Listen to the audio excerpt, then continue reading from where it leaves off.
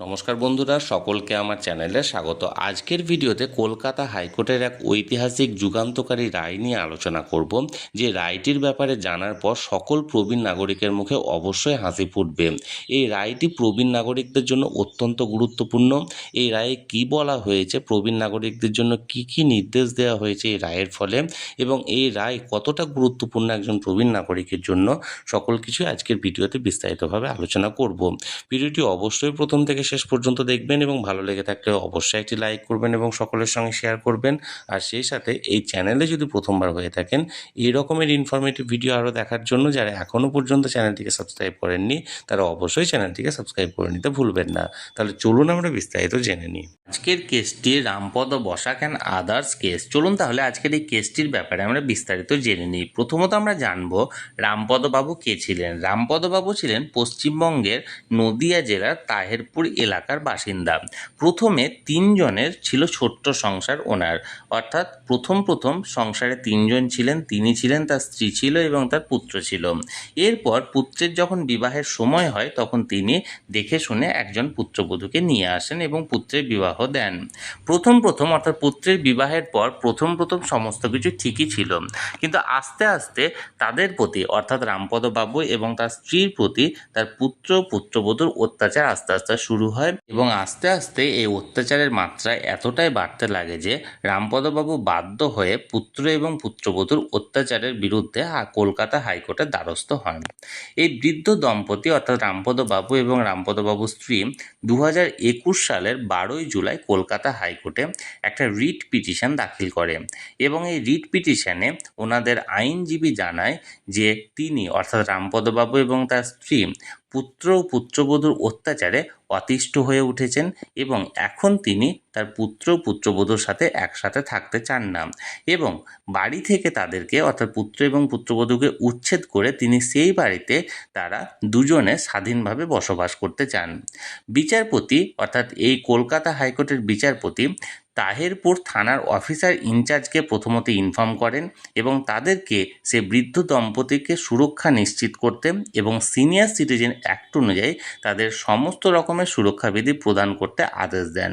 অর্থাৎ বিচারপতির তরফ থেকে তৎক্ষণাৎ একটা নির্দেশ যায় তাহেরপুর থানার অফিসার ইনচার্জকে যে বৃদ্ধ দম্পতিকে সুরক্ষা প্রদান করতে, যাতে তাদের কোনো রকম কোনো অসুবিধে না হয়।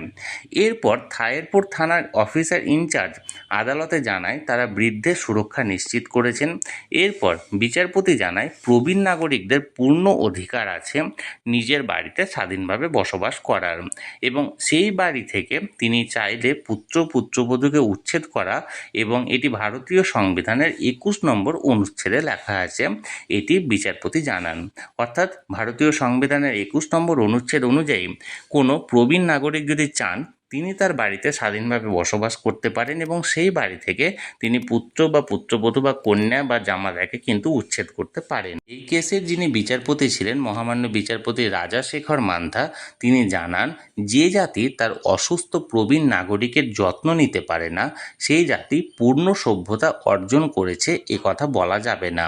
তিনি আরও জানান যে পুত্র এবং পুত্রবধূ পিতা মাতার সাথে একই বাড়িতে অনুমতি সাপেক্ষে বসবাস করতে পারে, তবে যদি পিতামাতা মনে করেন পুত্রবধূর সাথে একই বাড়িতে বসবাস করা তার পক্ষে বা তার স্ত্রীর পক্ষে সুখকর হচ্ছে না, তাহলে সেক্ষেত্রে তিনি যদি চান তাহলে সেই অনুমতি বাতিল করতে পারেন।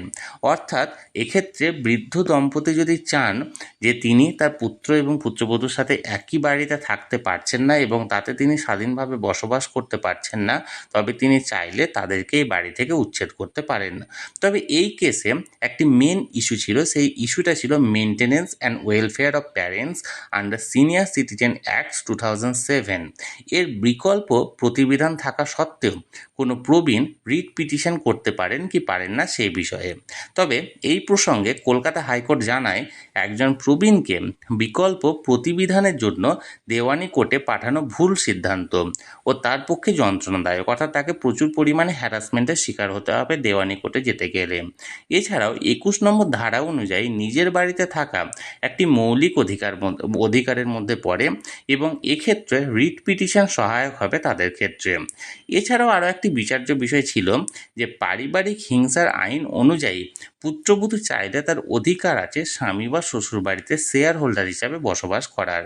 অর্থাৎ এই বিষয়ে এক কথায় বলতে গেলে একটি মেয়ে বিবাহের পর এটা তার একটি অধিকারের মধ্যে পড়ে যে তাকে শ্বশুর বাড়িতে বা স্বামীর কাছে শেয়ার হোল্ডার হিসাবে একই বাড়িতে থাকতে দিতে হবে।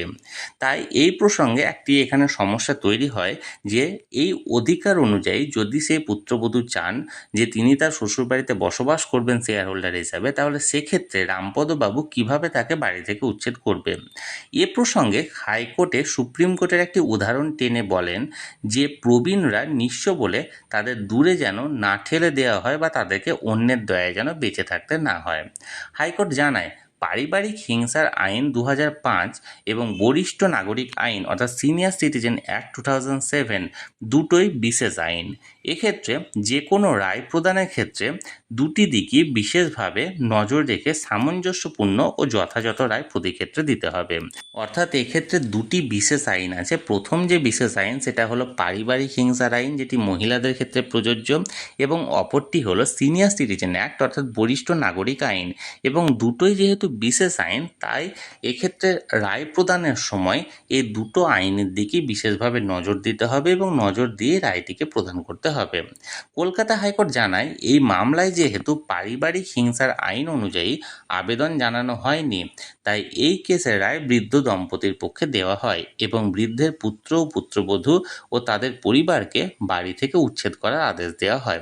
অর্থাৎ এই কোর্টে এই কেসের ক্ষেত্রে যেহেতু রামপদবাবুর পুত্রবধূ এরকম কোনো অভিযোগ জানায়নি যে তিনি পারিবারিক হিংসার শিকার, তাই সেক্ষেত্রে পারিবারিক যে হিংসার আইন 2005 এই কেসটি এক্ষেত্রে বলবৎ হচ্ছে না।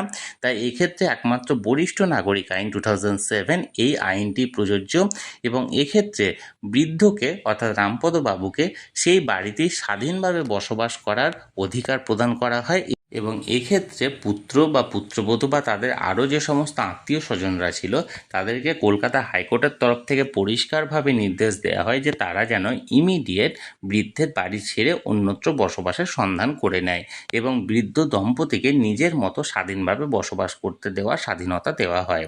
তাহলে বন্ধুরা, কলকাতা হাইকোর্টের এই রায় নিয়ে আপনাদের ব্যক্তিগত মতামত কী? হাইকোর্টের মহামান্য বিচারপতির তরফ থেকে দেওয়া এই রায়টি কি যথাযথ হয়েছে, না এই রায়টি দেওয়ার সময় বৃদ্ধ দম্পতির পুত্র এবং পুত্রবধূর প্রতি আরও বেশি সহানুভূতিশীল হওয়ার প্রয়োজন ছিল হাইকোর্টের বিচারপতির? কি মনে করেন আপনারা? আপনাদের গুরুত্বপূর্ণ মতামত অবশ্যই কমেন্টের মাধ্যমে জানাতে ভুলবেন না। আর এই ভিডিওটি ভালো লেগে থাকলে অবশ্যই একটি লাইক করুন এবং সকলের সঙ্গে শেয়ার করুন। আর সেই সাথে এই চ্যানেলে যদি প্রথমবার হয়ে থাকেন এই রকমের ইনফরমেটিভ ভিডিও আরও দেখার জন্য যারা এখনও পর্যন্ত এই চ্যানেলটিকে সাবস্ক্রাইব করেননি তারা অবশ্যই চ্যানেলটিকে সাবস্ক্রাইব করে রাখুন।